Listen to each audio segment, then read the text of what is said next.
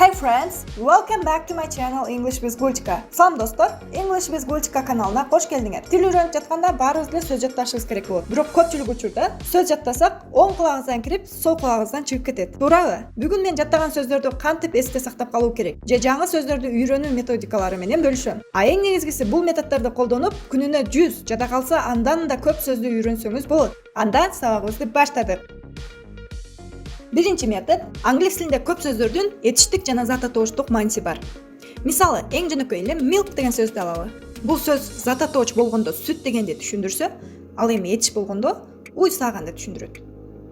Ошондой эле work жумуш, to work иштөө, drive баруу, жеткирүү, to drive айдоо, башкаруу, hope үмүт, to hope үмүт кылуу, drink суусундук, to drink ичүү, laugh сүйүү, to laugh сүйүп калуу жана башка толтура сөздү мисал катары айтсак болот. Ошондуктан достор, жаңы сөздү үйрөнгөнүңүздө дароо эле сөздүктөн анын зататооч же сынатооч катары дагы колдонулуп же колдонулбаганын билип алганыңыз оң. Ошентип, сиз бир сөздү жаттаган менен анын бир канча маанисин үйрөнүп аласыз.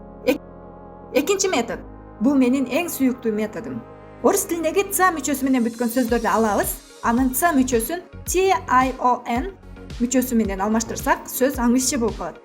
Мисалы, мотивация motivation, диссертация dissertation, профессия profession, порция portion, симуляция simulation, конвенция convention, интонация intonation жана башка жүздөгөн, миңдеген сөздөрдү айта берсек болот. Азыр сизге тапшырма.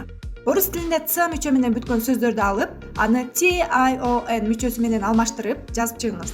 Канча сөз жазган болсоңуз, ошончо англисче сөз жаттадым деп эсептей бериңиз. Үчүнчү метод.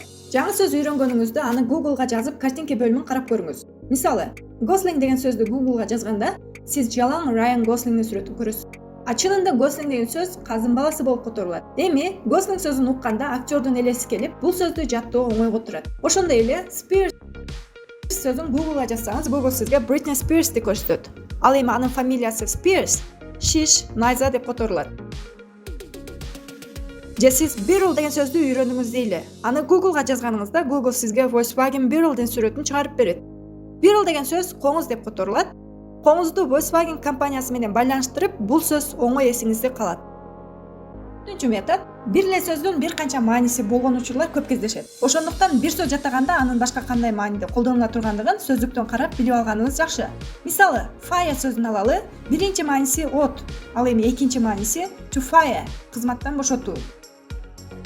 Miss биринчи мааниси өткөрүп жиберүү, мисалы үчүн маршрутка же автобусту өткөрүп жиберүү. Miss экинчи мааниси сагынуу. Miss үчүнчү мааниси кызга карата айтылат. Мисалы, Miss Гуличка. Date сөзүн алалы. Биринчи мааниси кезигишүү, экинчи мааниси жолугушуу, үчүнчү мааниси календардагы күн, төртүнчү мааниси анжир. Жөнөкөй эле 4 тамгалуу бир сөздү жаттаганыңыз менен анын 4 мааниси бар. Англис тилинде бул сыяктуу дагы көптөгөн сөздөр бар. Экинчи метод эл аралык сөздөргө айланган сөздөр.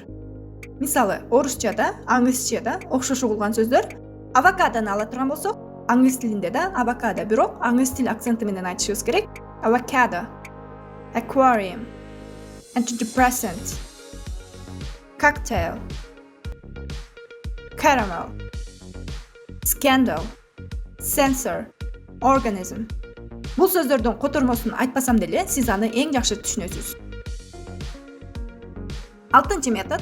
Жаңы сөздөрдү жаттаганда, ал сөздүн катышуусу менен пайда болгон идиома же сүйлөмдөрдү чогуу жаттасаңыз, эсиңизде жакшы калат. Мисалы, nuts деген сөздү алалы. Бул сөз жаңак деп которулат. Бирок are you nuts деп айтсак, сен жаңаксыңбы деп которулбайт, сен жинди болдуңбу деп которобуз. Сиз билген сөзүңүздү башкача мааниде колдонуп жаткандыгыңыз үчүн эки маанисин тең эсиңизде жакшы сактап каласыз.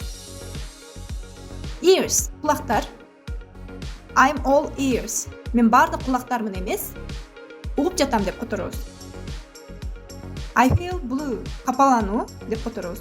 Сөздөрдүн жаттагандан кийин аларды колдонгонго аракет кылыңыз. Мисалы, азыр сиз бул видеону көрүп бүткөндөн кийин сөздөрдү жаттадыңыз деп эсептейли. комментарийге дароо Гулечка, I was all ears. Гулечка, мен кунт коюп уктум деп жазыңыз. Жазганда сөздүн жазылышын көрөсүз, жазып бүтүп туура жаздымбы деп окуйсуз, ошондо ал сөздү эстеп каласыз.